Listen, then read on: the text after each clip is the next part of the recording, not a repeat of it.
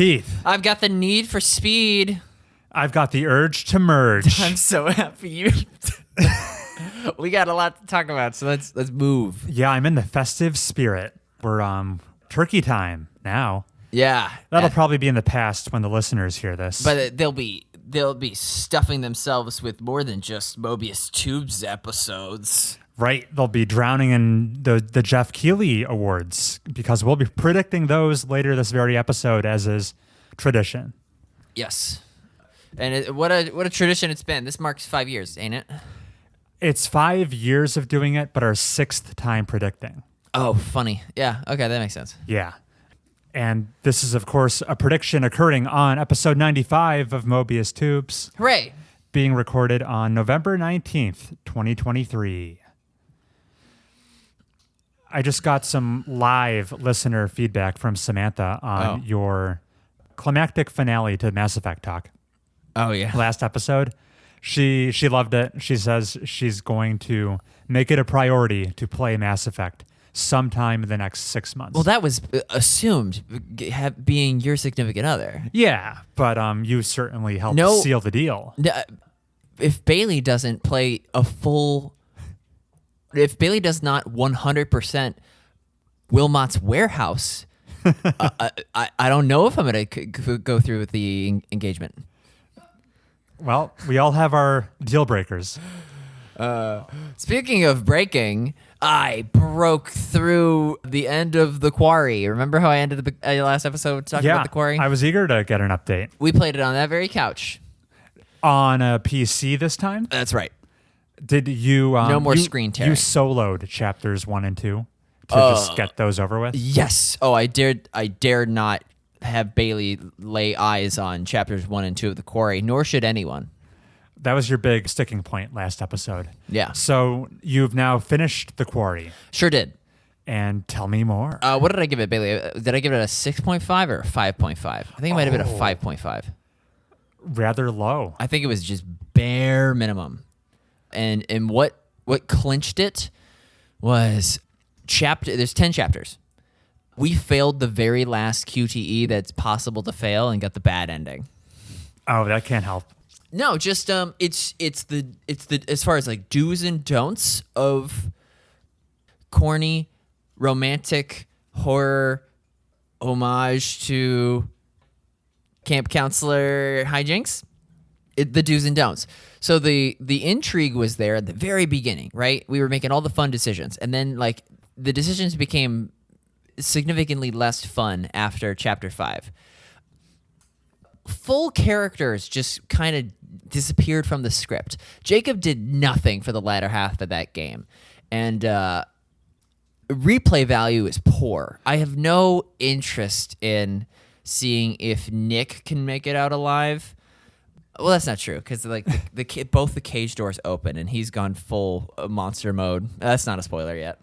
That could mean anything. But no, as far as like, we're trying to get down this Halloween season, we're gonna pop in the Quarry. I go, oh yeah, because you loved Until Dawn so much, and they'll be like, Until what? And I'll be like, oh, you're trying to play the Quarry before you play Until Dawn? That's backwards. Your priorities are wrong. Right, because it totally, the game just ends. You fulfill the prophecy, and then it does where are they now? And it left me and Bailey just like grasping for any reason to feel better about this game. And then the dialogue, like the driving off a cliff, as far as like this character has to have the last word, and it's a stinker. It brought it down a full point. The Quarry, it's worth the price of admission as long as you follow my strict requirements. Skip the first 3 chapters and maybe the last one. You want the middle chunk. Want the middle. I want just the Oreo filling. To be fair, I always just want the Oreo filling as well. Because you're a serial killer. Do you think some of the characters, seemingly their role being diminished in the later half, they like disappeared for a while? Do you think that was a consequence of the developer suspecting that character was dead in the majority of playthroughs? Oh, they pulled a Rex? So they had to the character couldn't play a prominent role if in most playthroughs they were donezo. That's just a random theory. I I don't think so. Okay. I think it's just a failure of the writers. Jacob had nothing to do in the final act. He ends the game. The good ending ends with him just like sprinting in the woods, crying. Why did she leave me? Oh God, why? And then his significant other is just trapped in like in Chris Hackett's office at the lodge, just like loose ends wafting in the breeze, and it shows in I the see. review score. Fair enough. Final question for me. Yes. This is in a well-established genre of video games, the Quantic Dream games. Supermassive. The Telltale style. These are branching narrative games. Yeah. And you said this one has poor replayability. Would you say it's especially poor compared to other entries in this kind of genre? Or is it just you don't care to see the other pathways in these story-focused games? It is poor compared to the catalog of other options. The Walking Dead's, Yeah. Detroit Become Humans. Yeah. All of those have more fully fleshed out paths. As far as the branching tree, this is like an arborvitae. It kind of just goes straight up. The branches are only twigs in this game. Well, yeah. God forbid you like this character and then they just do nothing and you're kind of like, oh, wow. And the where are they now kind of, it's almost laughable. Like, this person survived, and it's like, well, of course they did. You wrote them out of the crisis. Okay. So it sounds like this game peaked with the Truth or Dare spin the bottle. Oh yeah, game. the spin the bottle campfire drama of you got who do you get a kiss? Yeah. Yeah, I would play that 5 more times. You sound much cooler on it this time. That's a bummer. Yeah, they crank these out, so it seems. Yeah, it's like the Quarry is assembly probably line. on par with that Witches of Salem one, Little Hope. Man of Medan, Little Little Hope. Hope, Man of Medan. Yeah, I don't even know these games. They're all part of the Dark Pictures Anthology. Oh my God, a chill goes over my spine and the lights flickered. Well, respect for you finishing that game off, despite its lackluster ending. It has to be on Heath's top 10 of the year. No, I No? did. I was curious. I checked your game count as it is. You're above 10. Because This of one- Mass Effect 3. This one need not be included if you don't want to. We shall see. We shall see. But we're getting ahead of ourselves. What games are on Chris's top 10 that he is going to discuss right now? I've got 2 games to talk about. Okay. And they could both make the top 10. They were good. I've got good games to discuss. Let's do the quickie first. I, in one sitting, completed a short indie game called Before Your Eyes. Ooh, what color is this? It is sad colored. Oh, it's by the makers of Into the Woods. Night in the Woods. I don't think so. Sure looks like it. This is a total non sequitur, but I think the Night in the Woods devs have recently canceled their announced game. Ooh. So don't expect that. But we're talking about Before Your Eyes. Just to put it out there real quick, if anyone's heard of this game, it's of course the game that you play by blinking. Your playable character blinks. No, dude, you blink. No. You like plug in your webcam. What? And it monitors your face. What? So the elevator pitch premise for Before Your Eyes is you live out a character's life flashing before their eyes, and you control it with your eyelids opening and closing. This is the game. It's a 90-minute like single session experience, and I thoroughly enjoyed myself. I've got to say, for a game that you actually control by ending scenes with closing your eyes, the game becomes a lot more difficult when your eyes are full of tears, because this game's a real tearjerker. It really emotionally resonated with me. It's got that Goose Game graphics.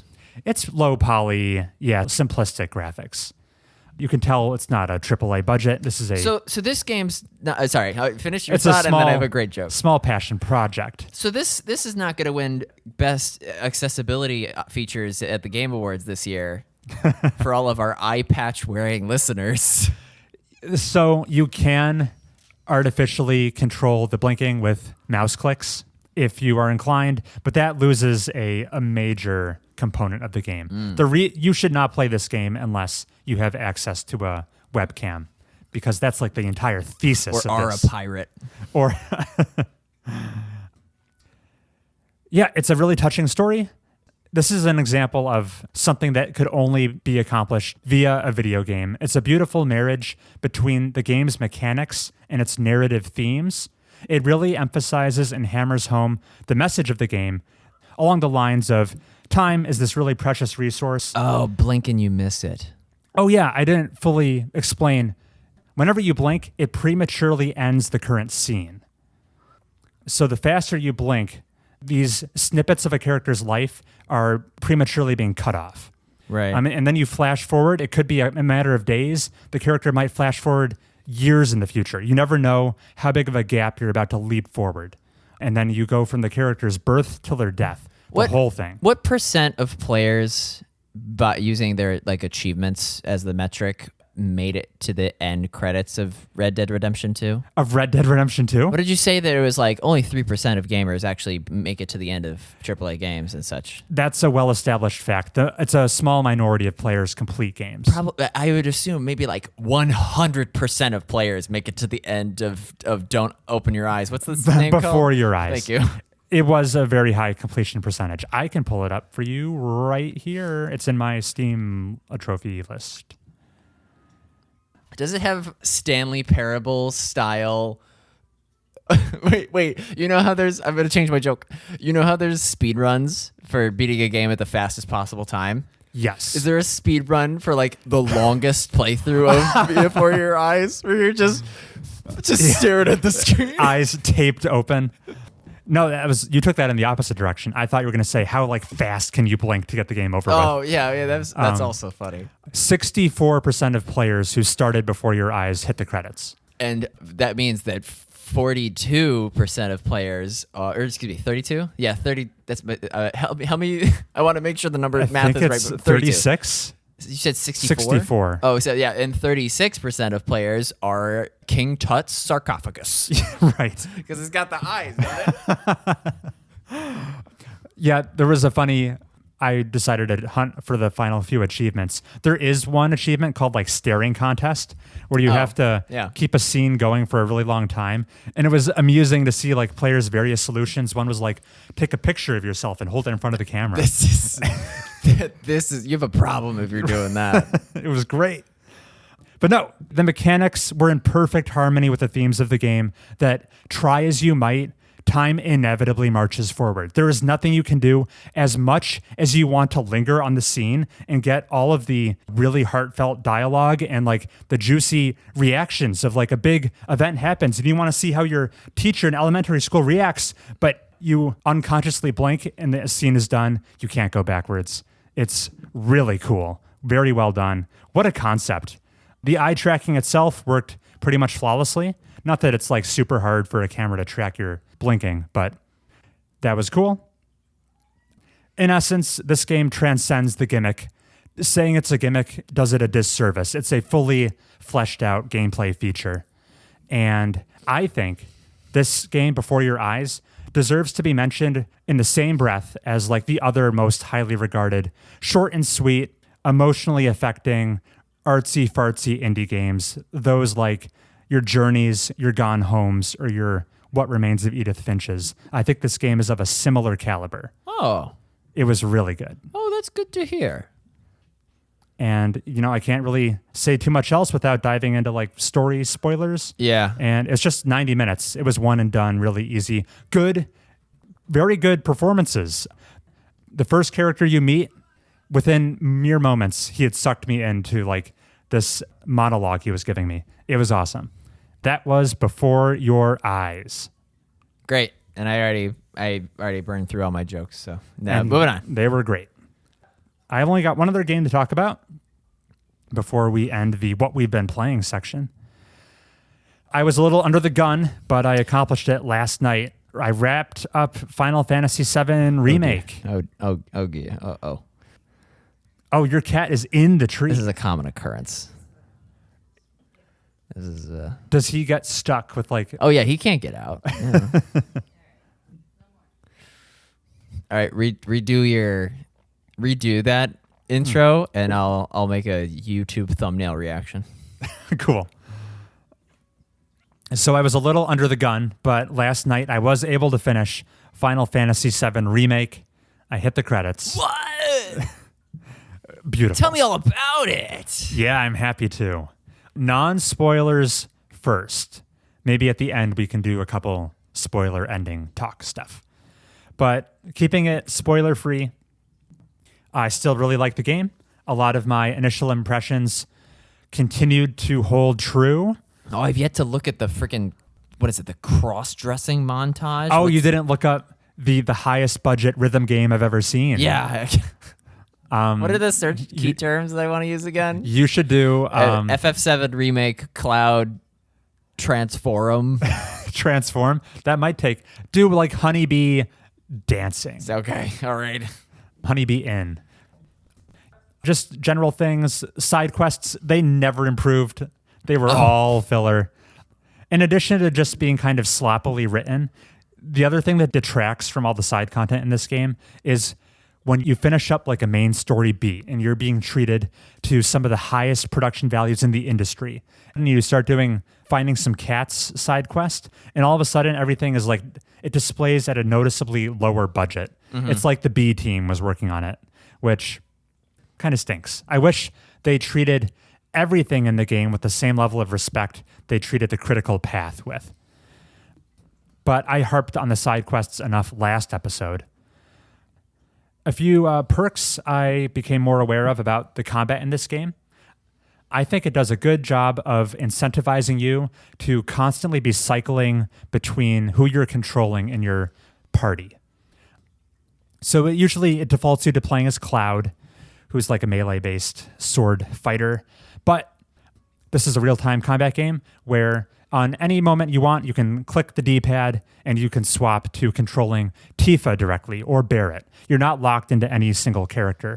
And I think the game's mechanics work in tandem. Let me guess. There's like a snake-type enemy that constricts around Cloud, so you have to free him with Barrett's specific gun shoot. Yeah, you're pretty much spot on. Various enemy types will like incapacitate one of your crew members.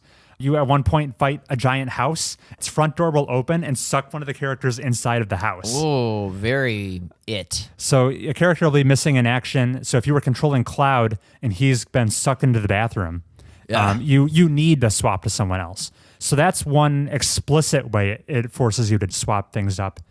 Also, despite all the Final Fantasy talk, I've never really talked about the materia system. Well, I mean, what is it, like 5% faster sword swing? Materia is this game's substitute for like character classes.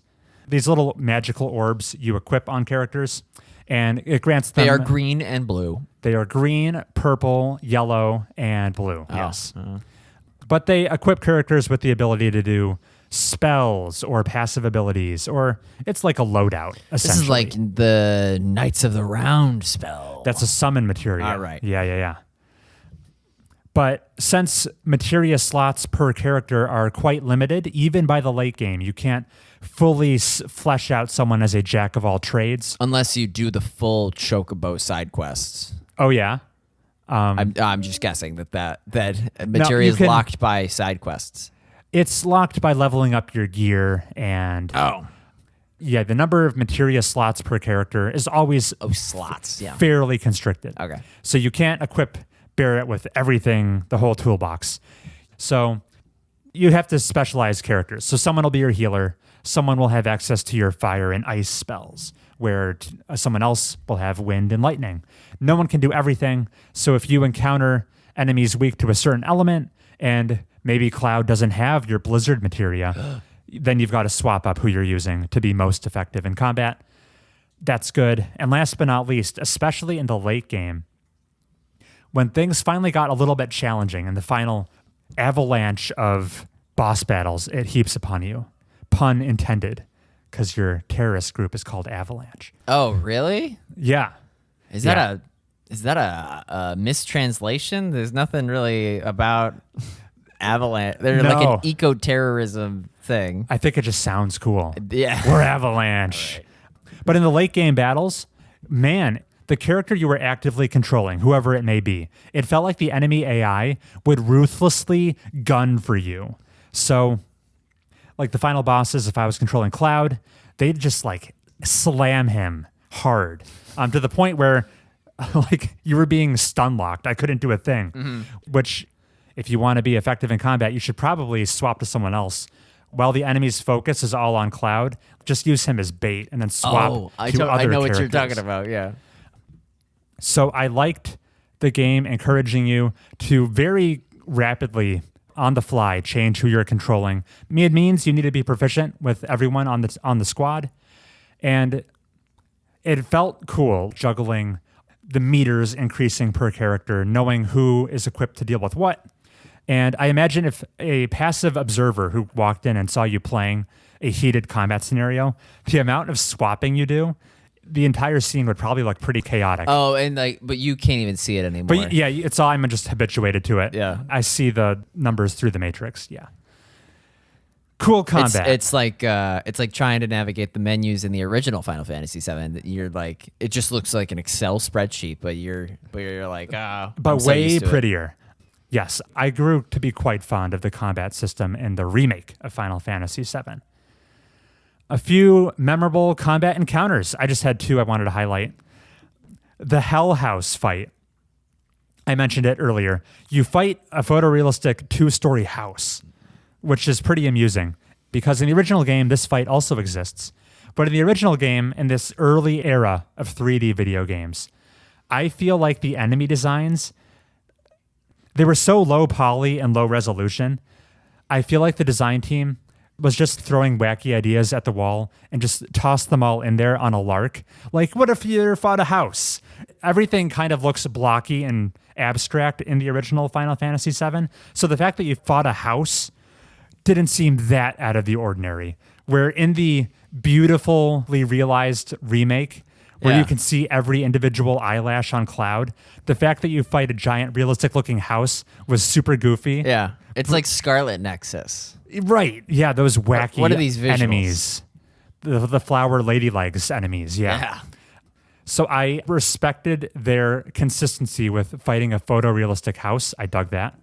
And does the car from Final Fantasy 15 assist in that fight? Oh, the road trip boy band game. Yeah. It does not, unfortunately. Ugh. The one other combat encounter I wanted to mention that I got a kick out of was a fight with a little guy named Tonberry. He also appears in the original late game, so I was a little surprised to see him thrown in. He's this little, small, long-nosed, robed guy with a knife. And the original combat encounter was very quirky and a real slog. He very slowly walks towards your party, very unassuming. And whenever he reaches one of your squad mates, he like knifes them and they immediately die no matter what. Damn, they just go down. He's a regular Jetstream Sam. Yeah, he's tough. So cool. He was also he's known in the original game as being the normal enemy with the highest health ever to spawn in like a random encounter. To the point where when I fought him in the original, it was probably like 20 minutes. It was awful. So he's not a glass cannon, he's a cannon. He's the full cannon. All right. But you fight him here. I liked seeing how they took the mechanics from the original fight and adapted them into a real-time scenario where he's still like slowly walking towards you, but it's real time. You can like walk around it, try to get away from him. Yeah. Where in the original game, you're just statically waiting for death. But it's still a tough fight because most of your characters need to get close to him to damage him. So you're always in his like threat range. AoE. Yeah, his reach. I liked seeing that fight adapted in the remake. It made me laugh. And then last but not least, before we dive into spoiler stuff, I just wanted to talk about some narrative themes. This is Final Fantasy VII. Pollution is bad. Pollution's a real drag. An avalanche is here to stop it. So you're a band of ragtag eco-terrorists trying to put the Shinra Electric Company out of business because they are threatening the world by... They're sucking up Mako. Yeah, they're sucking up Mako, depleting the planet's most important resources. The planet is crying out. Can you hear it? Yeah, Barrett, man of his principles. He's really adamant about this stuff. I liked that they represented Avalanche as an organization, not as a monolith. This was also true of the original, but Wait, in this TED Talk, what was that thesis statement there? What? I liked that not all members of your organization were equally on board with the righteousness of the cause. Oh, that's a monolith. Okay. Yep, they weren't all in universal agreement. Oh. Tifa expresses a lot of doubts, especially when you infiltrate Shinra headquarters and you start to see all the regular ass people who work as Shinra employees and all the pain you're putting them through. What's the opposite of a monolith? What did you say? You like these guys because they weren't shown as a monolith. Would you use a key word? They have diverse opinions? Yeah. Members are expressing doubt. Okay. They're not all universally in agreement. Barrett is probably the most dedicated to the cause. He seems to really believe in shutting down Shinra at any cost. Yeah. He has an interesting debate with the president of Shinra, which, the president, for as evil as a guy as he is displayed to be in the decisions he makes, he brought up some points where he's like, hey, you're shutting down all of our reactors, but you're not proposing any alternative solutions. People's quality of life on this planet is really going to degrade without harnessing Mako. And you're just seemingly fine with that. So I liked for as evil as Shinra is, they portrayed the conflict with a level of nuance and grayness that I thought made sense for a updated remake of the game. And before we dive into spoiler talk, last but not least, I'll just touch on whether I think people should play this game if they haven't played the original game. Yeah. And I don't know. Unequivocally, yeah. I would never be able to get through the original game. I think your enjoyment would really suffer not having the context of the original. The remake, despite that title, I think it's a bit misleading. It assumes you have a lot of knowledge. This is what Tim Rogers would say. Yeah, I assume I'm going to agree with him. I'll save my explicit examples for the spoiler talk, but massive chunks of this game, they don't bother to explain because I think they're operating under the assumption that you have the context you need going in, having played the original. So they don't need to tell you who Sephiroth is. Because if I had not played the original, he's a one-winged angel. I'd be really confused who this silver-haired, handsome-looking gentleman is and what his deal is. Yeah. In the original game, the Midgar section of the original, with which this remake adapts, Takes 5 hours. Sephiroth, who eventually becomes the main antagonist, does not appear. Characters occasionally whisper about him, this war hero from the Wu-Tai conflict, but you never see him. So when he got that Voldemort mystery. Yeah, just people discuss him in hushed whispers. But when he pops up in the remake, they still don't bother to explain him because you wouldn't know at this point. So I think you're doing yourself a disservice if you don't do your homework beforehand. It's got a prerequisite. It's got a prerequisite. I played a bunch of older game remakes this year, from Resident Evil 2 to Metroid Prime. This one was the only one I would have felt like I was missing out had I not played the original game. And that's because they go places with this remake. And yeah, shall we? And with that out of the way, I think we're going to transition to FF7 Remake Spoiler Zone. This is the part where we talk about all the spoilers. If you have any interest in playing Final Fantasy VII Remake and its upcoming sequels, right, tune out now. We have timestamps. You can jump ahead. Because there's ghosts. There's ghosts. Those ghosts weren't in the original at all. Right. They're called whispers. Right, and the whole bit is this is not like it used to be in the OG. Yeah, that's the coolest thing about this remake. These Dementor-looking hooded ghost spirit figures start appearing early on, and you're like, wow, I have no context for what these guys are about. And it's presented as a mystery. And late in the game, it's revealed that these whispers They appear whenever events begin to play out not as they should. Right. Whenever events start to deviate from the intended The path. canon. The canon. Yeah. They're like the Adjustment Bureau. They're like the TVA from Marvel. Okay. Yes, I'll take your word for it. Anytime the events of the remake start to stray from the original path, these spirits appear and try to get it back on course, which is really cool. Like one of the most prominent time they appear first is the Avalanche member Jessie. She's about to embark on the next reactor explosion mission. And in the original, she doesn't go on that mission. The ghosts appear, injure her leg. She's suddenly off the squad. I thought they killed her. They didn't kill her. There's a death scene. Yes, don't worry. Shinra kills her, Okay, but the good. ghost don't. Okay, thank goodness. So that's cool. That means this game is in conversation with the original, with like, ooh, are we gonna jump off course? But we're not supposed to. And this culminates in what should have been the final boss, where you fight unaware of this. the physical manifestation of all these ghosts. You fight destiny, basically. And it looks like Nobuo Uematsu. Who? The guy that does all the music. I tried.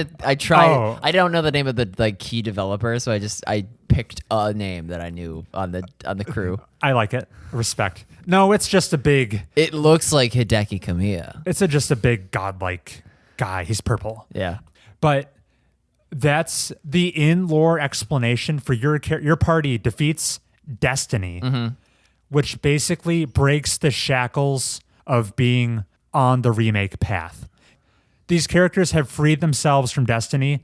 The future sequels can go anywhere. That's a real like near automata motif. Also published by Square Enix. Oh my god. Maybe Yoko Taro was in the boardroom for Yoko Taro that is boss battle. Yeah, Yoko Taro is like peeking. He's pretending to be a window washer on the skyscraper of their building, and he's listening in on Final Fantasies. Dropping hints. Yeah. So that was a big surprise to me. When everything I had heard with people saying, oh, the end of this game, it's setting up the sequels for something different. I took that to mean They told the truth. Yeah. They did tell the truth. I didn't take it so literally. I thought like, oh, there's going to be one key plot point that's different, and it's going to butterfly effect from there. My biggest predictor going in was in the remake, your terrorist group, Avalanche, they're blowing up the Mako reactors. Yeah. And this plot thread they introduced in the remake is that Shinra is in on it. Shinra is allowing your terrorist attacks to succeed so that they can get the PR win. They're going to get a PR win. They're going to implicate you with being sympathizers with a foreign nation called Wutai in order to justify a second war with Wutai. Yeah. Which the second war with Wutai isn't a thing in the original game. In the original game, Wutai has been subjugated. They're done. You can visit Wutai. It's like an analog for Japan. In the original, I totally missed that, which is just funny. I never found Wutai in original Final Fantasy VII, but you totally can go there.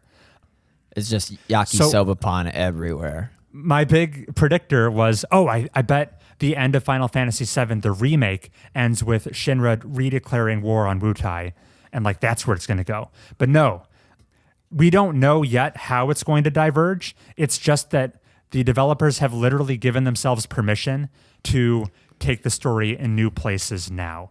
The last sentence you see on screen is that the unknown story will continue. Oh, wow. They make Putting it in no uncertain terms. They make it very explicit. Oh, my God. Which brings up like the huge lingering question.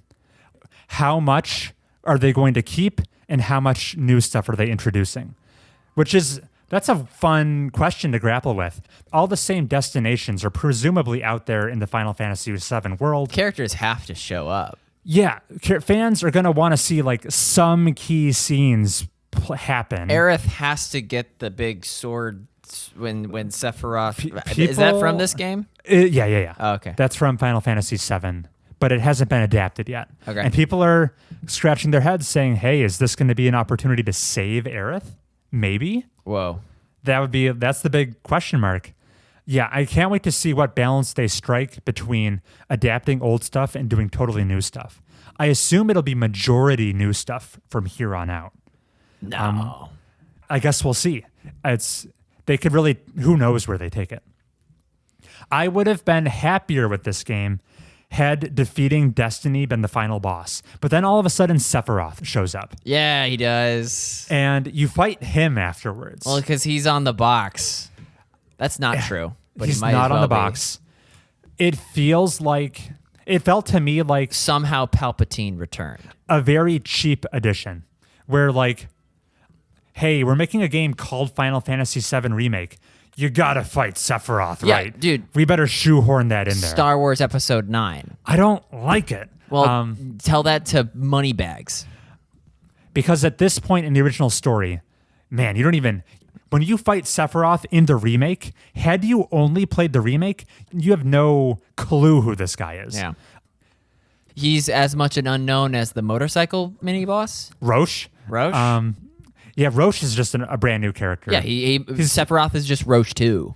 Right. For all you know, he's just another cool-looking anime guy. Yeah. With a propensity to like stab your squad mates. And meteor mash your monster smash. And he has like no development. He barely has lines in this game. But he got the best song. He's got a really good theme song, thank goodness. But without all that rich Cloud Sephiroth backstory, which would literally be explained in like the next scene of the game after where the remake ends, this fight would lack all stakes. It was a confusing addition to me. Are you now that you care, are you gonna play Reunion? Rebirth. Rebirth. Are you gonna play Rebirth on launch? I'll wait a little bit, Yeah. but I probably won't wait as long as I did for this one. If that makes sense. Because you were waiting for a hot GPU for this one. Yeah, I was waiting on a hot GPU to play this game, And now you have it. and now I have it. So I was a little disappointed they blew their Sephiroth load this early. Sephiroth's best development is when he's not on screen. In the original, it's cool when the people are just talking about him in hushed rumors. Yeah. When you invade the president's office, the Shinra president's office in the original, you just find him dead with Sephiroth's sword sticking out of his back. Oh. Where in this one, it's not that cool. Sephiroth actually shows up and kills him. Oh. Yeah, real Kai Lang moment. They kill his mystique. In the original, there's a progress blocker where you're trying to escape a giant serpent that inhabits a swamp. You have to get like a chocobo that you can like ride past the swamp. Sure. And if you ever are unlucky enough to be caught by the giant serpent and have to fight it, it just wipes your party. It's like way over Oh, leveled. he's like the level divisible by 4 enemy. He's so strong that might as well be the case. He's like your nose guy. But then there's really cool, subtle storytelling where you eventually later in the game find the giant snake that was such a hindrance to you, just picked up and impaled on a giant tree. The implication is And then like Sephiroth did spray that. paint Sephiroth was here here. with like a backwards S. And you're like, oh man, he's strong enough to kill the giant oh snake. my god. Oh my god. So yeah, they don't have any of that cool buildup in the remake. You just kind of fight him and it's very anticlimactic. That was unfortunate. Mixed response. Yeah, this game is not without its issues, but overall I'm quite positive on it. It was Still so, looks like money. still Well, looks like the main money. quest line. Yeah, exactly. And where we go from here, the sequel, Rebirth, I'm very excited. I can't even hazard a guess what the other location's name is. All I know is Midgard. There's the golden saucer. You could be making There's this up. There's the Coast del silver Sol. platter. And then I'm curious where they go, because after Midgard, the game becomes much more non-linear, where this game was pretty on rails, as you'd Right. expect.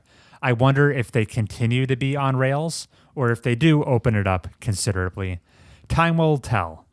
But that was really all of my thoughts on Final Fantasy VII Remake. I guess I'll report back on the Yuffie DLC later. But Whatever that means. yeah, stay tuned. You'll find out. All right. All right. Let's actually start the episode. That's everything we've been playing. How about we take a break and we'll come back with Game Award predictions? Yes. See you then.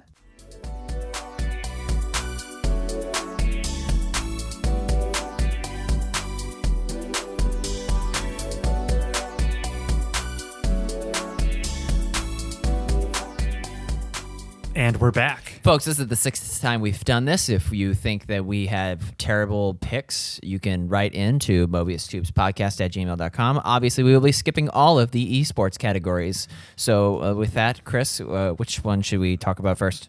Sure. I have to say, Heath, I'm gonna simultaneously dunk on you and hype you up. This is your year, baby. Yeah, this is, as Heath mentioned, our 6th time predicting the winners at Jeff Keighley's Game Awards. New color palette. I'm looking at this website. It's no longer like the green. Like they went full brand redux. New era after maybe. the dud that was last Game Awards show. What I was building up to was we've stopped our nomination competition because I've won every year, baby. But Heath, your trajectory says you should win this year. You lost by a paltry single prediction last year. Really? Yeah, you've been on a positive momentum. This should be your year. And for that reason, the stakes ought to be the highest they've ever been. Yeah. Yeah, you're trying to sucker me in with the hot hand fallacy. Oh, yeah. I'm trying to get you to believe your own hype. All right. 2023. Pretty good year for video games.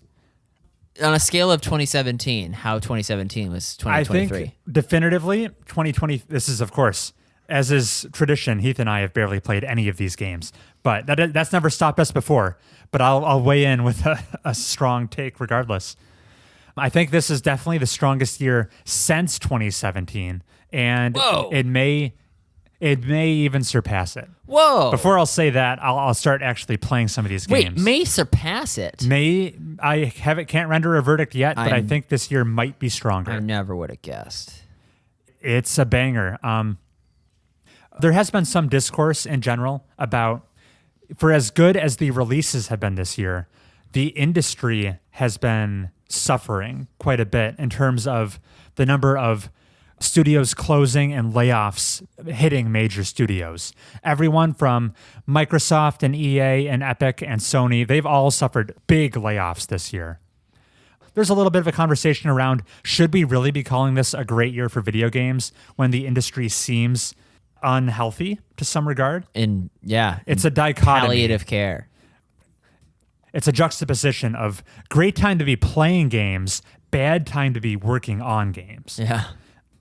I think both of those reasons share the same explanation, which is, just in a nutshell, COVID.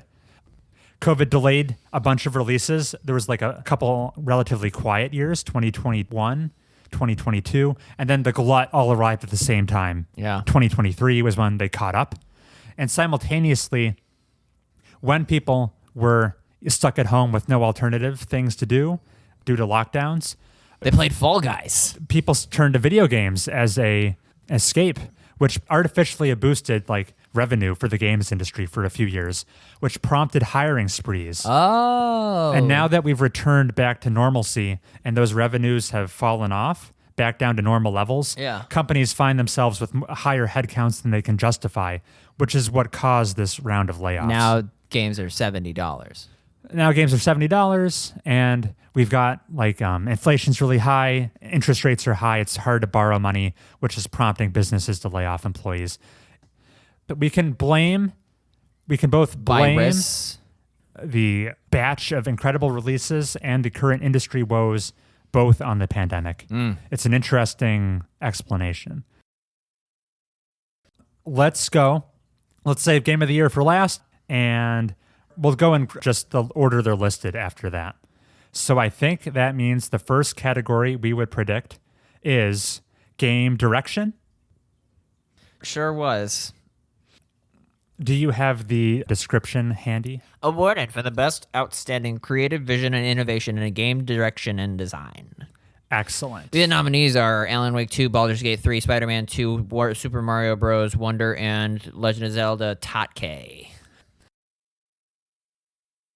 It's gonna go to Baldur's Gate 3.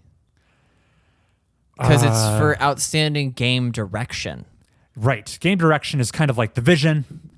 You can't give it to Spider-Man 2. It's the same thing as Spider-Man 1. I often associate this category kind of like the stand-in for innovation. Oh, I thought you were going to say it's the diet game of the year. It is a little bit the diet game of the year. I'm trying to pull up these nominees on my phone. Okay, yeah, it's Alan Wake 2, Spider-Man 2, Breath of the Wild 2, Baldur's Gate 3, Mario Wonder. Assuredly, Marvel's Spider-Man 2, I'd say least likely to win. It's a very safe sequel. Yeah. Very conventional open world design. I think you've got a strong point with Baldur's Gate 3. I'm actually going to give it to The Legend of Zelda Tears of the Kingdom. I think that of this list is maybe the most mechanically innovative with its combination system and all of the bonkers powers you have in that game. Oh, it would win if Baldur's Gate did not also release this year. Those are the two heavy hitters, it seems.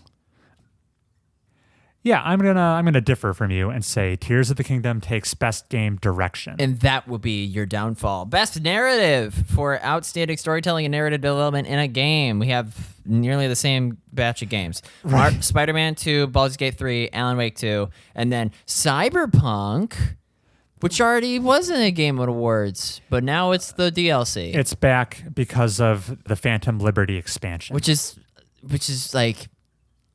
How expansive was this expansion?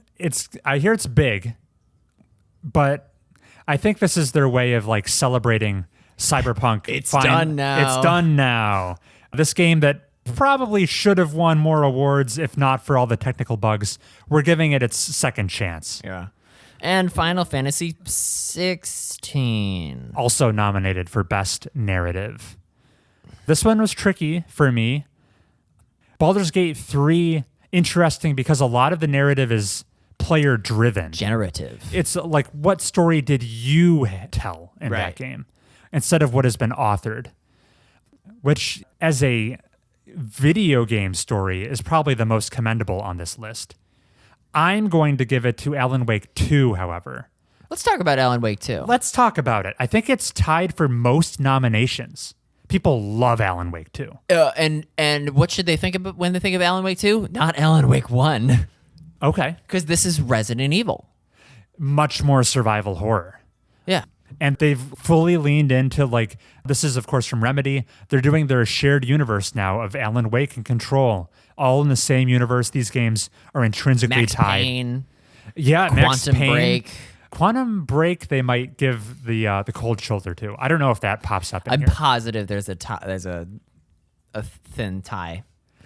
I'm also giving it to Alan Wake 2. I'm not going to pretend that that's not going to win this category. My reasoning was, of all these games, for as beloved as Alan Wake 2 seems to be, I hear there's not a lot of actually interactive gameplay segments.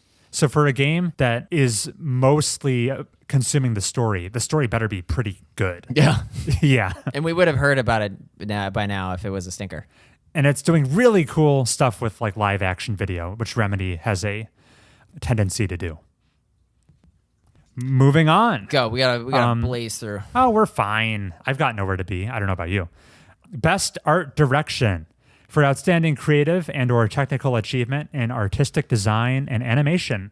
The nominees for this category are Alan Wake 2, Hi-Fi Rush, Lies of P, Super Mario Bros. Wonder, and The Legend of Zelda Tears of the Kingdom. Okay. Well, for the audio listener, I already told you that Alan Wake 2 looks like Resident Evil. Super Mario Bros. Wonder looks like Super Mario Bros. Breath of the Wild 2 looks like Breath of the Wild 1. And the only ones that you've never heard of are Lies of P, which is the Dark Souls Pinocchio RPG. You say Dark Souls, but it's really like off-brand Bloodborne. Yes. Right. Which is really good, apparently. It's really good, apparently. But Hi-Fi Rush is born to win a category like this. Got it. This is Heath pulling that Return to the Obra Dinn wins art direction. Where I infamously poo-pooed it. Yeah. Hi-Fi Rush, I didn't even tell the audio listener what it looks like. Oh, yeah. It looks like Jet Set Radio Persona 5. It does look like that. Very stylized. I'm going to give it to Alan Wake 2. I know Remedy, they like to push the envelope with their visual presentation. They were one of the very first studios to embrace ray tracing and Control. I assume their technical expertise carries into Alan Wake 2. I assume it's going to be gorgeous to look at. So I'm going to say Alan Wake 2 takes it. Great. All right, we are divided. Divided. Which brings us to the sibling to Best Art Direction, Best Score and Music. For Outstanding Music, inclusive of score, original song, and licensed soundtracks. We have Alan Wake 2, Baldur's Gate 3, Final Fantasy 16, Hi-Fi Rush, and The Legend of Zelda Tears of the Kingdom. I'm torn. Now, Hi-Fi Rush is a music game. Yeah, rhythm and all that. Yes. Alan Wake 2, it's got to have some bangers from the old gods of Asgard in there. But I don't think that usually with Remedy games, there's like the one song that absolutely pops off, but I don't think that's enough to carry it for the entire soundtrack category. Right. I'm going to give it to Final Fantasy 16 for best score. It's got composer Masayoshi Soken, known for his works on Mario Hoops 3-on-3. Oh, shut He's up. back, baby. Shut up, please. Somebody.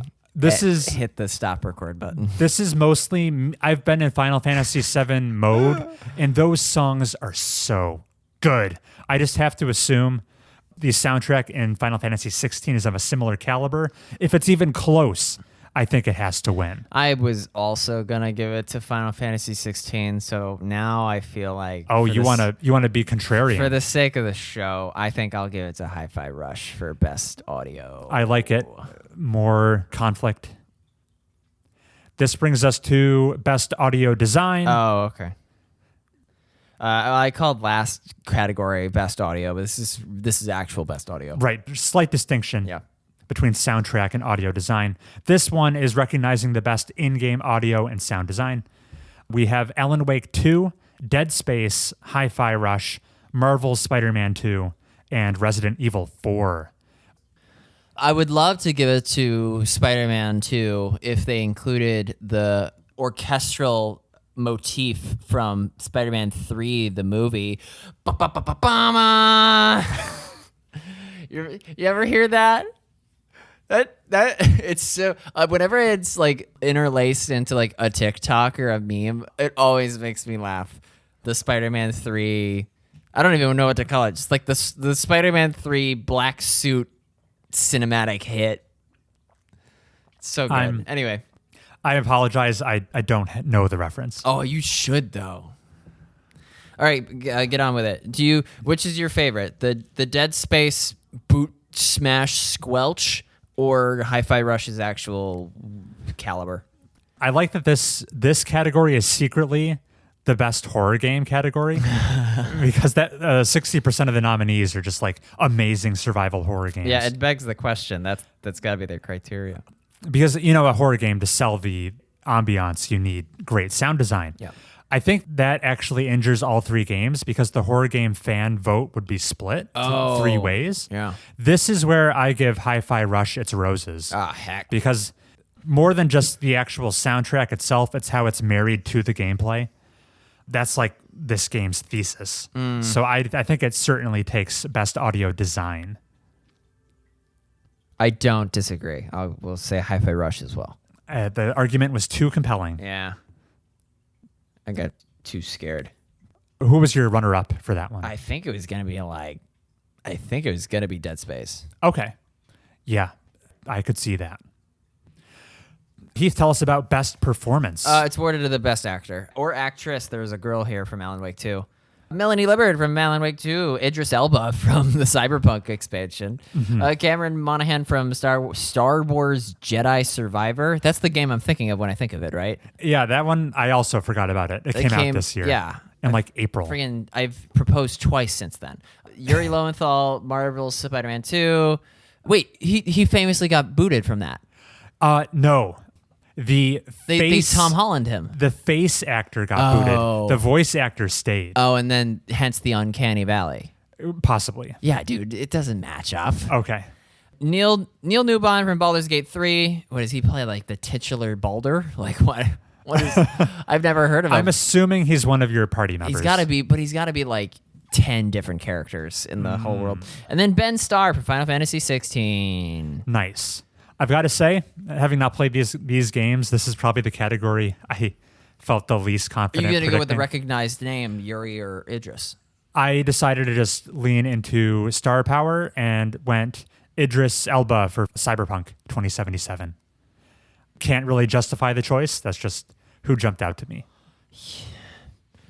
I'll go contrarian Nice. and say Ben Starr from Final Fantasy 16 gets Okay, it. Clive, I think.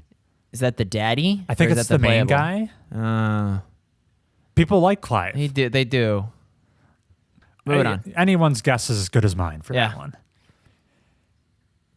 Hey, we've got innovation and accessibility. Insert the blinking game joke here. Yeah, probably not before your eyes. The nominees are Diablo 4, Forza Motorsport, Hi-Fi Rush. They don't even give Forza Motorsport a year or To be fair, that an is the name of iteration. the game. They just brought it back to basics. Marvel Spider-Man 2, Mortal Kombat 1, and Street Fighter 6. this is innovation. It's always which puff piece have you heard most recently? I did hear cool things about the new control scheme in Street Fighter 6. The pro scheme. I think they call it pro mode or whatever. Would pro mode be more or less skill intensive? Less. It's button based. Oh, okay. Where you don't need to do half circles and Right, that's standard, Okay. yeah. Interesting. I did hear that was cool. I think often the two leaders for accessibility options are Sony and Microsoft duking it out. Which means cars, right? They both have a horse in this race. Microsoft with Forza, Sony with Spider-Man. I just felt like Sony usually clinches it, so I'm going to give it to Marvel Spider-Man 2. I bet there's lots of options. I'm going to give it for the very reason that Chris listed. Street Fighter 6 takes innovation and accessibility. Okay. You heard it here first. A reasonable choice. Chance of Sonar. Hey, it's the games for impact category. That's the language one, right? Yes. Okay, good. This is for a thought-provoking game with a pro-social meaning or message. Heath, who are the nominees? I wish they wrote down what their message was in like big bold letters. Yeah. Be like trans rights, just so I could understand. My small brain being like, I don't. What's the Japanese analog from Final Fantasy VII? Wutai. Wutai. Yeah, I was like, what is this Wutai place represent?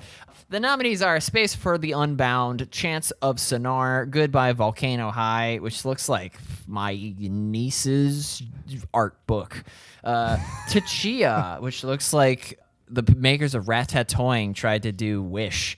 Or no, that's Moana. Terra Nil, which I played. You played Terra Nil? I played Terra Nil. I beat the tutorial on my phone. Okay. And then Venba. Yeah. A Space for the Unbound I had never heard of.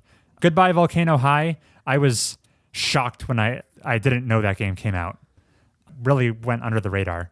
The one that made a biggest pop in my circles was Chance of Sonar, and I'm going to give it to it for that reason. That's like the cool language decoding game. Although I think Chia could take this one as well. I think that's a cool like photograph. Oh, it's Pokemon Snap for Polynesian people? I might be That's mixing. Pokemon Snap, by the way. I might be crossing the streams. Yeah, Chance of Sonar, I maybe don't know enough about this category to say anything valuable. Goodbye Volcano High is uber cringe. I'm going to take it as a step down and say A Space for the Unbound takes it. What? Wait, Heath, is there a girl that you know that likes Goodbye Volcano High? No. Okay. Heath, what do you know about A Space for the Unbound? I'm just going based on the cover art. I'm thinking Okay. the girl in the center has some big issues, and as far as games for impact go, that's bait. That's the deep analysis the listeners come to on Mobius Tubes. Move it on. Oh, we've got Best Ongoing Game. Awarded to a game for outstanding development of ongoing content that evolves the player experience over time. Final Fantasy 16 is the only one of these that has not appeared in the ongoing category, right? Final Fantasy 16 is not on this list. What? 14. Get your Roman numerals right. You know what? Nerd. Apex Legends, Cyberpunk 2077. Cyberpunk 2077, an ongoing game. Isn't that weird? It is the black sheep of this That's like if list. Elden Ring was an ongoing game. Because, all right, did we finish reading the nominees? No, I halfway there. Proceed. Final Fantasy 14, Fortnite, Genshin Impact. So usually this category is just the same 5 faces every year. Yeah. And then Final Fantasy 14 wins it. Can you tell a new Call of Duty was released? Because there's no Warzone. Okay. The answer is yes. Cyberpunk is the interesting one on here because that's a single player game where this category is supposed to be for like live service games. Yeah, if it wins best ongoing, something's not right with the voting base. That's like Microsoft Flight Simulator winning best strategy. I give it to Cyberpunk for this category. Oh, and you know what? That's the bad choice. It's gonna go to Final Fantasy 14. That's a safe choice for sure. People don't have good things to say about Final Fantasy 14. That's right. I think this even when the freaking whatever expansion it was got delayed by like 2 weeks, and the game developer like did a public apology with tears in his eyes, the fan base was like, "Oh, dude, we totally get it. You're slowly killing yourself trying to get this out." I think this is the category where the voting block can finally reward Cyberpunk 2077 for being really good now. And where else would you reward it except for like best ongoing game? Best GTA clone. I suppose. Do you think GTA 6 is going to be announced at this one? So we know the trailer is dropping in December. It's just a matter of is it at Game Awards or some other thing? I'm going to say it's probably at Game Awards. Jeff Keel. It depends on just how much clout Jeff can muster. Right. How many Rockstar execs can he wine and dine? Yeah. So yeah, the announcements are going to be big this year. I'm calling it now. All right. We have the sister category, Best Community Support, very similar to Best Ongoing. This one, the nominees are Baldur's Gate 3, Cyberpunk 2077, Destiny 2, Final Fantasy 14, and No Man's Sky. Look at the cover art for Destiny 2. I can't even tell what that is. Doesn't that look like an early 2000s space cop movie? Doesn't it look like the cover art character that they put on boxes of NVIDIA cartridges? You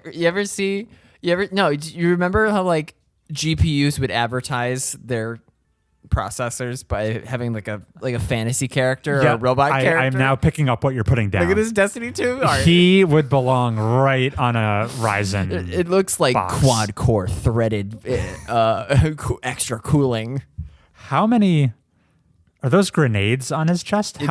There's like way too more many. than 10. Yeah. I can tell you which game is not winning this category, and it's Destiny 2. Oh, yeah? Fans are dunking on that Yeah. game. I think Bungie's operating revenue, it was either year on year or quarter on quarter, is down like nearly 50%. People are abandoning Destiny 2 in droves. Is it down because they put all their money into hyenas? That's Sega. Okay. Bungie's new game is Marathon. Oh, we've talked about this before. Briefly. Yeah. This category is tough for me. People love Larian Studios. They're really responsive on Baldur's Gate 3. Oh, Baldur's Gate 3. Cyberpunk 2077 is always... People are really happy with the redemption story there. And then, yeah, you said a developer from Final Fantasy 14 like came on a stream with tears in his eyes about the delay. Yeah. Like that's some dedication. Like an unhealthy amount of community support. Right. I'm almost Here, worried how okay, much you you're mull supporting. over it. It has to go to Cyberpunk 2077. Oh, weird that you flip-flop. You and I perceive best ongoing and best community support differently. Well, had Cyberpunk not received any support, it wouldn't even be in half of these categories. The fact that it's getting nominated stands to reason that it got supported heavily. Okay. My working theory is that one of these categories goes to Cyberpunk, one goes to Final Fantasy 14. I'm going to hedge my bets. And are we perfect mirror images? no, of each I'm other? gonna do Cyberpunk again because I don't know which one it's gonna win. Oh, you coward! And yeah, take the 50%. Best indie game. Let's go. Yeah, this is an interesting category. I'll read it because it's a little bit relevant. For outstanding creative and technical achievement in a game made outside the traditional publisher system. The nominees are Cocoon, Dave the Diver, Dredge, I played Dredge. Sea of Stars, and Viewfinder. Are you aware of the controversy in this category? No. Oh, outside the traditional publisher system? Is that what you're getting at? Yeah. The term indie game is a tricky one. A lot of it is attributed more to like budget than whether or not you have a publisher. Like we say, oh, Devolver Games. The Devolver publishes Those are indie indie, games, yeah. but it's Devolver's a publisher, which by definition makes everything it publishes not independent. Weird.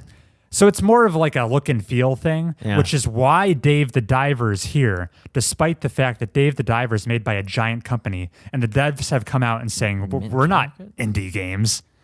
Who makes? Is Dave the Diver made by Candy Crush? It's like Nexon. Who makes Dave the Diver? Mint Rocket. Oh yeah, Nexon, Yeah. makers of South Korea. Oh, like a South Korean game I've never heard of. Dave the Diver has a big corporate backer. It's kind of a Child of Light situation where Child of Light looks and feels like an indie game, but it was made by Ubisoft. Mm-hmm. It's a similar thing to that, where a lot of people were saying Dave the Diver probably shouldn't be nominated here, which is tricky for me to predict because it was my front runner. I was going to say Dave the Diver. Yeah, how much have you seen? Describe it for the audio listener.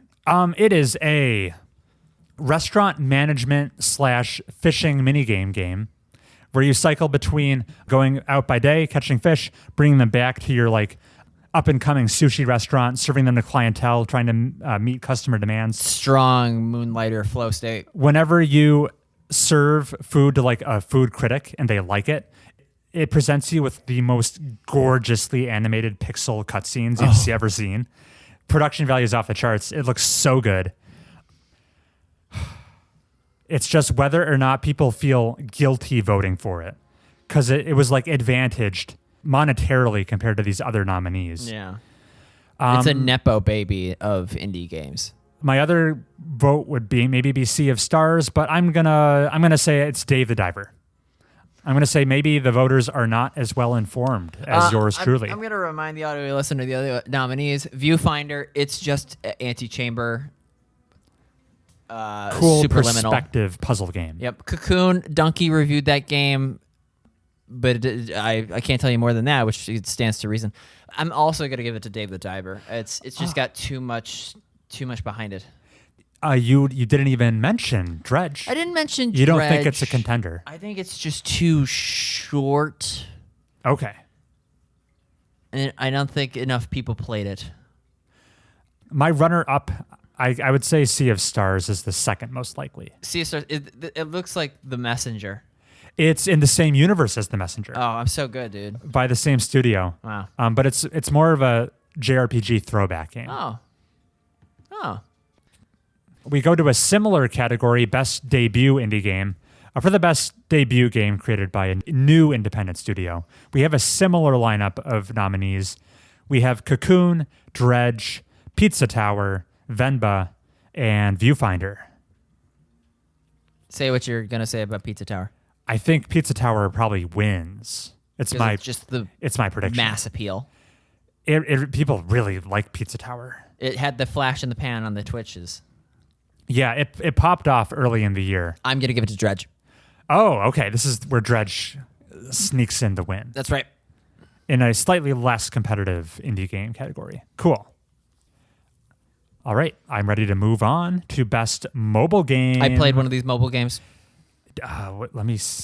Wait, so you really did play Terra Nil? I played Terra Nil for like 2 hours. What is Terra Nil? It's a isometric, pollution focused resource management Factorio like. I'm surprised you never mentioned it on the podcast. I don't think I made it that far enough to merit it. Okay. I was playing Fortnite earlier. I didn't mention that. And I was for- playing Prey earlier. I didn't mention that. You played Prey? Yeah, dude. For what duration? Bailey, what do you have to say about Prey so far? It's spooky. It is a little spooky. All right. The nominees for are Best Mobile Game are Final Fantasy VII Ever Crisis, Hello Kitty Island Adventure, Honkai Star Rail, Monster Hunter Now, Sorry, when? and Terra Nil. So since you didn't stick with Terra Nil, I'm assuming you're not going to think it wins here. Terra Nil does not win. Terra Nil, more like Terra Null. It's got to be Honkai. I agree. I think it has that Genshin Impact budget Got behind that it. China buzz. Has the CCP in its pocket. He's got Jinping just Well, putting it on every Huawei phone by default. well, it's got anime waifus, so That also, yeah. people love those gotcha pulls. Maybe Monster Hunter later. maybe, But Honkai, maybe this. Honkai Star Rail takes it. I like it. Moving That on. Go, brings go. us to the best VR/AR game. Did you know VR games are still getting played? I know, that's great. Well, I mean, a whole new VR platform came out this year. What, You wouldn't know it by people talking about it. Who makes it? Sony. Oh. There's like a new PlayStation VR 2 release. They should have put it in their Spider-Man game, and then because then you could reprise my favorite scene in Spider-Man 3, where Peter Parker goes, "What's with my suit?" and the music goes, "Ba-ba-ba-ba-ba-da!" The callbacks. The nominees for Best VR/AR game are Gran Turismo 7, Horizon Call of the Mountain, Humanity, Resident Evil Village VR mode, and Synapse. Dude, I'm looking at this Humanity game, and I want to play it right now. That seems like a cool puzzle game. It's a little bit like... It's line management. You seeing this? I hear it's pretty experimental. Remember when I talk about experimental? Remember when I created a Twitter account called BudgeFeed, and I would take photos of people who cut line at Moe's, and if they took exception to me taking the photo, I'd tell them I'd delete it if they got out of the line. That's a great idea. Yeah, I copied BuzzFeed's UI and I just made it BudgeFeed. How long did you keep that up? There's like probably 4 photos. It had a good run. Yeah. I think this is probably between Resident Evil Village and Gran Turismo. Oh, I totally forgot about the categories. Best VR AR game. Right. I hear people were really impressed with Gran Turismo. I heard maybe a little more chatter than Resident Evil doing their VR thing again. So I'm going to say Gran Turismo 7 wins. Can you tell me, do we care telling the audio listener what, they already know what Resident Evil Village looks like. Right. They know what Gran Turismo looks like. Right. What does Synapse look like? I don't know what Synapse, Synapse looks like Beat Saber with a gun. Oh, okay. Doesn't it? Just look at the So phone. Pistol Whip? That's a real game? Yeah. Oh, cool. Oh, cool. I'm going to give it to Humanity. That looks so good. Respect. That's the lines. They draw you in. We're on to Best Action We're Game. halfway there, audio listener. These are games focused primarily on combat. The nominees are Armored Core 6, Fires of Rubicon, the Part 2, Ultimate Phantom Brigade. What's Cyberpunk's subtitle? Phantom Liberty. Thank you. Dead Space 2. I just called Dead Island 2. Dead Space 2. Dead Island 2, which is crazy that it ever came out. Right. That game was announced in like 2014. Ghost Runners 2. What does that game look like? It looks like Cyberpunk Dishonored. Thank you. Hi-Fi Rush and Remnant 2. Oh, yeah. Is Remnant 2 the gross game? Maybe. No, that started with an S, didn't it? Oh. Scorn. Scorn. Right. This game is not nearly as gross. And we're talking about action game. It's got to be that From Software hit, right? That's the game of these that was played the most. Yeah, other of these are a little more obscure, I guess. I'm gonna give it to Hi-Fi Rush. Really? Yeah, dude. Because of the musical gimmick. I think it's, if you like character action, that's the place to be. You do like character action. But if you like Not as much as you like freaking gritty French mechs. Bayonetta. Oh. I'm going to give it to Armored Core 6 Fires of Rubicon. Who will win? Because who makes better action than From Software? What's the God of War team named? Santa Monica. Santa Monica. Oh, all right. Agree to disagree. Moving on. Are you telling me that Santa Monica's not? No, they make some really good action too. Yeah, thank you. This is Best Action Adventure Game. Games that combine combat with traversal and puzzle solving. Ooh, traversal. That's Spider-Man. Spider-Man 2 is nominated along with Alan Wake 2, Resident Evil 4, Star Wars Jedi Survivor, and Tears of the Kingdom. Ooh, Zelda. That's your puzzle solving. Right. Dude. Yeah. Are we joking? Are we being heckin' jokers? I'm not a heckin' joker. It has to go to Zelda. It has to go to Zelda. Do you see the freaking contraptions you can build in that game for puzzle solving? Right. Unreal. It's a total Lego box. The fact that there's any never mind. I'll save it for later. Moving on. Hey, it's Best RPG for the best game designed with rich player character customization and progression, including massively multiplayer experiences. We've got Baldur's Gate 3, Final Fantasy 16, Lies of P, Sea of Stars, and the one pity nomination for Starfield. Yeah, just because it came out too late? No, man. Starfield left people cold. Yeah. That game's critical reception took a turn for the worse. They should have put all that dev time into Skyrim too. Yeah, that would have blown my pants served off. them well. I think this one's probably as locked up as Best Action Adventure Game is. What? Because Lies of P? Nah, it's clearly Baldur's Gate 3. Baldur's Gate 3 is the best RPG of the year. No one thinks otherwise. Yeah, you're right. Yeah, you're right. Okay, Baldur's Gate 3. cool. Best fighting game. For best fighting in the game. Yep. God of Rock? Never heard of God of Never. Rock. No, okay. Mortal Kombat 1. That's because they had trouble finding 5 fighting games. For God of Rock. They clearly did, yeah. Mortal Kombat, but when that happens, don't you just combine categories and you say best fighting racing game? Best fighting or puzzle game. Never stopped him before. Best fighting debut indie. Right. Mortal Kombat 1, Nickelodeon. All-Star Brawl 2. The sequel already came out? Yeah, the sequel came out. What? It has voice acting this time. Oh, thank God. Right. Is it good voice and acting? licensed songs, I think. Oh, so I can listen to my Ariana Grande while Patrick goes leadle. It's a little less uncanny than... I wouldn't have said that if you weren't here. It's a little less uncanny this time now that you're not watching SpongeBob beat up Danny Phantom in abject silence. That was the first game. Right. Yeah. Okay. Pocket Bravery and Street Fighter 6. This one's probably a lock, right? Yeah, Street Fighter 6. Yeah, it's Street Fighter 6. Street Fighter 6 is the best Street Fighter to come out. Probably. So yeah, it takes it easy. Mortal Kombat 1 is the same as the other Mortal Kombats. Except for the Switch version. Why? Because that runs it. Don't play the Switch version. Wait, is it cook your console? It's like, it's severely gimped. It's like... Nice. Okay. All right.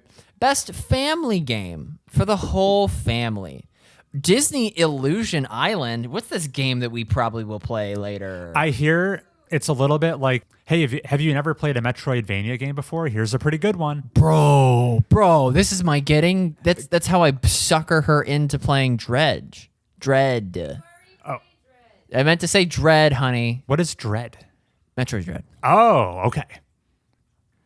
Party Animals, Pikmin 4, Sonic Superstars, and Super Mario Wonder. Do you have any insight into how people like Sonic Superstars? I almost do. Wait. You know what? Hold on. Worcester. Sonic Superstars? This is the title of the YouTube video that I watched. Sonic Superstars is a bad game. Oh, no. Yeah.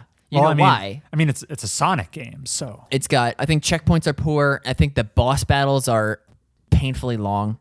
And this is coming from a speedrunner. You can't go fast on the levels. Yeah, no, Sonic Superstars is bad. dang. Well, I think this category will be Nintendo fighting Nintendo. That's totally right. Mario Wonder. Yeah, I'm going to give it to Super Mario Bros. Wonder. Because Pikmin 4 is too weird. A little more, yeah, much more mainstream appeal. Pikmin 4 is for the niche families out there. Which might be me at one point. Dude, Party Animals is the Gang Beasts clone. Oh, okay. Isn't that crazy? I thought the game came out 10 years ago. I wasn't aware. Best sim/strategy game. Yes. The nominees are Advanced Wars 1+2 Reboot Camp, Cities Skylines 2, Company of Heroes 3, Fire Emblem Engage? Engage. Shut up, I hate you. Engrossed or occupied. Pikmin 4 is the other nominee. Right.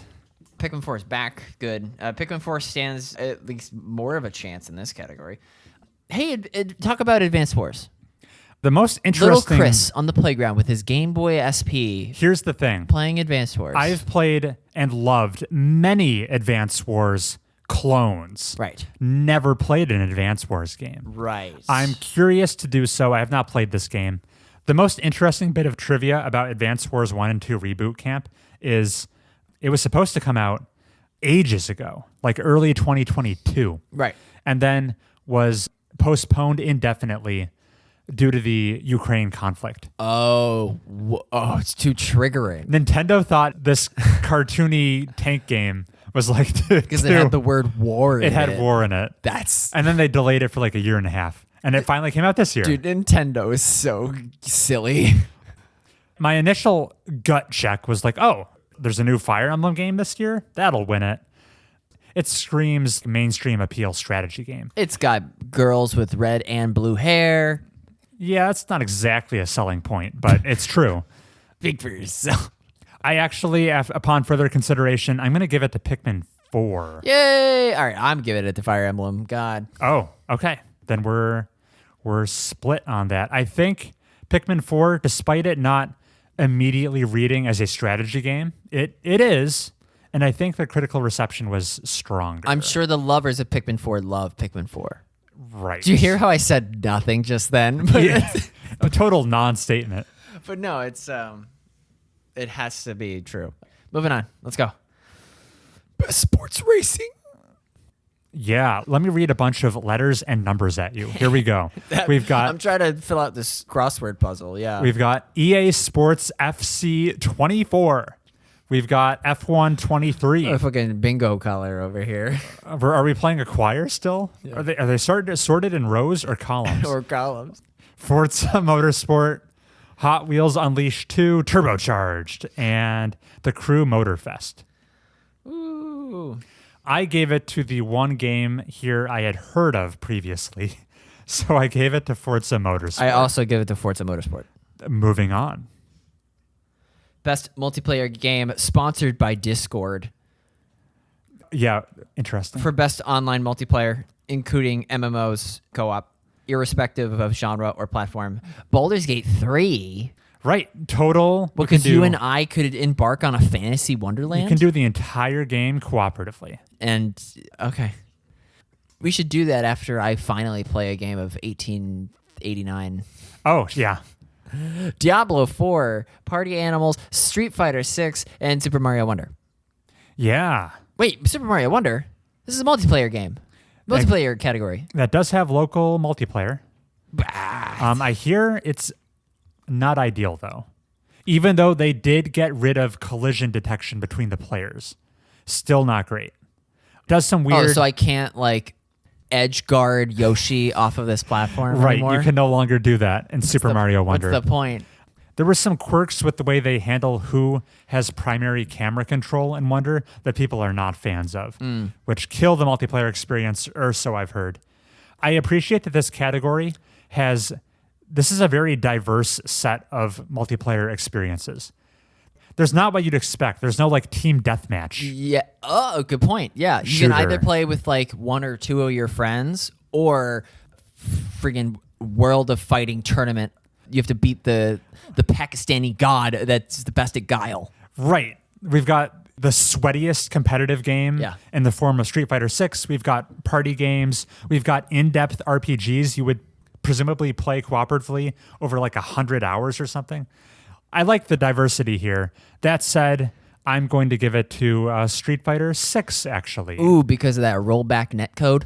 If there's no rollback netcode, what are you even doing? Well, that would be delay-based, and that's, a thing of the past. No, there's really? there's plenty of good fighting games that are in the dinosaur age. I think Dragon Ball Fighter Z still uses delay-based, and that's why like it would be the best fighting game every year if it had rollback. I see. I'm going to give it a Street Fighter 6 as well. We're in agreement. Because it's the best online experience a fighting game has ever had. Better than Smash. Better than Nickelodeon Fight 'em All. Sure. I believe it. Best adaptation. Yeah. Recognizing the outstanding creative work that faithfully and authentically adapts a video game to another entertainment medium. Before we list out the nominees, I'll just say, hey, it's cool. We're getting enough good video game adaptations to support this being a category year after year. Because if we go back in time 5 years ago, this wouldn't realistically be a category. Right. But now we're getting some good stuff. Good stuff such as Castlevania Nocturne, Gran Turismo, The Last of Us, the Super Mario Bros. Movie, and Twisted Metal. So we've got TV shows, we've got movies, and we've got anime on here. But which is best adapted? I mean, there's a shoo-in winner here. Right? Oh yeah, let's say it at the same time. 1, 2, 3. Castlevania Nocturne. It's The Last of Us, right? Yeah, it's got all the star power. It's got the HBO budget. It's going to be presumably winning some Emmys. It'll win next year. It might. I will shout out Castlevania Nocturne, though. I can't wait to watch that. Ugh. Most anticipated game. Yes. Arguably the least essential category on this. The most fan fun speculation station. The most marketing hype cycle. So this is just games people are looking forward to. What if as a joke, like Starfield was also on here? Like, can't wait for those patches. It came out? What are you talking about? The nominees are Final Fantasy VII Rebirth, Hades 2, Like a Dragon Infinite Wealth, Great subtitle, Star Wars Outlaws, and Tekken 8. I think we've got to admit, this category a little bit weaker this year than in previous years. Oh, yeah. Because all the good games came out. That's true. I think 2 are competing over this one. So we talked for like 30 minutes about Final Fantasy. Yes. So the very game we mentioned is on this list. Hades 2 is on this list. Right. You played Hades for like 90 hours. 100 plus. Wow. Yeah. So it has to be anticipated to some extent. My most anticipated game of this list is Hades 2. Mm-hmm. But I think Final Fantasy VII has the broader appeal. Aha. So I will go Final Fantasy VII Rebirth. As will I. I think it's going to win. You're leaving your super giant buddies in the dust. Yep. In the Hades dust. Betraying. Because you did that, they just deleted your in-game reference. Oh, no. To yourself. You would have been an S-Link option. Oh, my gosh. All buzz cut, chiseled. You would have had a boon. They just cut your boon. Girl Zagreus would have been able to romance me. Yeah. Damn. Well, maybe now I can kiss Cloud in Final Fantasy VII Rebirth. Moving on. All right. Do we only have Game of the Year left? Yes. Because we've got the esports categories. And while we won't predict it, I'll just shout out in the Content Creator of the Year, I was super happy to see people make games make the cut. I love that YouTube channel. Oh, what video of theirs have I watched? I don't Did they do know. Dwarf Fortress? That's no clip. Did they do the Magnet game? That's Mark Brown. Some of their faves for me is a deep dive on how Roblox works monetarily and how icky it is. Oh. They did a deep dive on the secretive internal corporate structure of Valve. And they did a video on what happened to the Queen of England's golden Wii console. Oh, I did watch that. Yeah, those guys. I didn't get to the end. Don't spoil it. Okay. That's arguably my favorite video game YouTube channel. So I What? vote for them. What? Yeah. What? I might have listed them as my number one when we recommended video game YouTube channels. I think I did. Oh my gosh. Okay. So super happy to see that. This is okay. Moving on to Game of the Year. Game of the Year. This is the year that had the game. The summary for Game of the Year is recognizing a game that delivers the absolute best experience across all creative and technical fields. Heath, what are the nominees? The nominees are Alan Wake 2, Baldur's Gate 3, Spider-Man 2, okay. Resident Evil 4, Super Mario Wonder, and Breath of the Wild 2. Also known as Tears of the Kingdom. You know what? Yeah, I don't. What are you gonna say? Were there any inclusions in the nominee list that had you raise an eyebrow? Super Mario Wonder. Really? It's Game of the Year.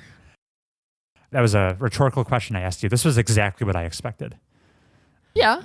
As far as because it has to be 6. Has there ever been five? It's always been 6. Yeah. I guess the one game I thought might show up but didn't was Final Fantasy 16. Could appear. Yeah. So if we flash forward back in time to May of this year, I think we both would have agreed, it's a lock. Tears of the Kingdom is taking the GOTY this year. But no question. But then Larian Studios But then Larian entered the scene. said, hold my Sheikah slate. Right. And I think those are the two frontrunners. Agreed. Yeah. Nobody's made it to the end of Baldur's Gate 3, so that's a factor. That's true. But if it gets like really racist right at the end, no one knows. What if your Dungeons and Dragons? Whatever. All right. Whatever. I'm going to say Spider-Man played it too safe. Alan Wake 2 and Resident Evil 4 Remake split the survival horror vote. And even then, Resident Evil 4 was just fine. It was. I think people really like didn't it. Crush. I thought it was Crush adjacent. Maybe because Resident Evil 2 would set the bar. That's my litmus test. People expect a lot from Capcom Resident Evil these days. Yeah. And it met expectations. I think I'm giving it to Baldur's Gate 3 wins Game of the Year this year. Then I'll go Legend of Zelda. Really? Yeah. Just to be like that? Extra fun. Because I think there's the case where you could say Nintendo fans get split between Mario and Zelda. Not this year. Not this year. No? Not this year. I think you could say, Tears of the Kingdom. You'd have to be friggin' smoking some strong fire flower to say that Mario Wonder beats Breath of the Wild 2 if you're a Nintendo fan. I don't think it beats it, but they appeal to a similar audience, and it'll drag some small minority away, maybe.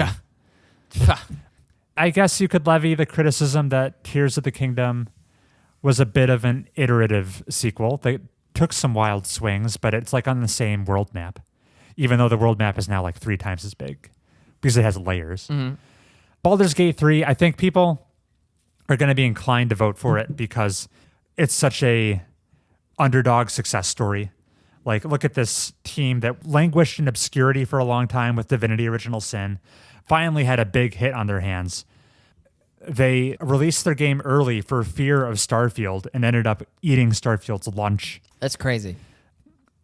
They picked up the torch that has been dropped by BioWare and is bringing us back some really amazing. That's where this is coming character-driven RPGs. Chris is channeling his frustration that BioWare is no longer BioWare. BioWare made Baldur's Gate 1 and 2, and they were not selected by the D&D license holders to do BG3. Weird. Larian is, because Larian has that quality pedigree now. I think Baldur's Gate 3 is the better come-from-behind story, and I think people will want to reward it, so I think it wins Game of the Year. I think that Breath of the Wild 1 was on so many top 10 lists of best game ever. So many top 1 lists. Yeah. So the thought of its sequel, which is better, Almost universally agreed to be better. insane to not win. Yeah. You make a strong point there. If you flip, guess what I'm going to do? Also flip. Also, Well, Baldur's Gate no. 3 all the way, baby. BioWare money magic, bitch. I'm going to stick with my Baldur's Gate 3 prediction. All right, and that's the Game Awards. Woo! Chris, if you want to write in to tell us that closing observations. If you wanted to close. Closing observations. Like I led with, very strong year for games. I think a testament to the year's diversity in an unconventional twist. Out of all my predictions, looking over my list, I didn't give any singular game more than like 2 wins, 2 awards. It was very evenly distributed. It's not a monolith. It's not a monolith. You brought it back. Thank you. And then, did you notice any snubs in the nominations worth calling out? Well, we talked about Starfield. Which got the best RPG nomination. Right. Not that it'll win. I thought there was one rather blatant snub. The best-selling game of the year did not receive a single nomination. That being Hogwarts Legacy. Oh, that's funny. I think it should pop up in something like Best Art Direction since it was so lovingly made. We got the music? And it's got that iconic It should theme. be in Best Soundtrack. Yeah. I wonder if the J.K. Rowling controversy excluded it. Oh. Maybe there was a stain on that game because of that. But Soundtrack, where is it? the fact that it's the year's best-selling game, it reviewed well, and you don't see it anywhere, did seem a little weird to me. Good point. And now we can end this podcast. Chris, this has been episode 95. Waka Waka. And let's do another episode next month. You're really bringing the energy for this closing segment. Let me, if you're a fan of this episode, let me hear you scream. If you have questions for us, if you hated our prediction segment and want us to know how wrong we were. If you think Sonic Superstars is a good game, just crash the vehicle you're driving. Yeah. Wow. Wow. And if you survive and you need something to do while you're in the hospital, send us an email at MobiusTubesPodcast@gmail.com. That's MobiusTubesPodcast@gmail.com. I look forward to doing like 2 more episodes with you this year, Heath. We're not going to hit 100. There's no way. We'll do it early next year. We'll do it early next year. And I will see you later. Go, Chris, go. Bye.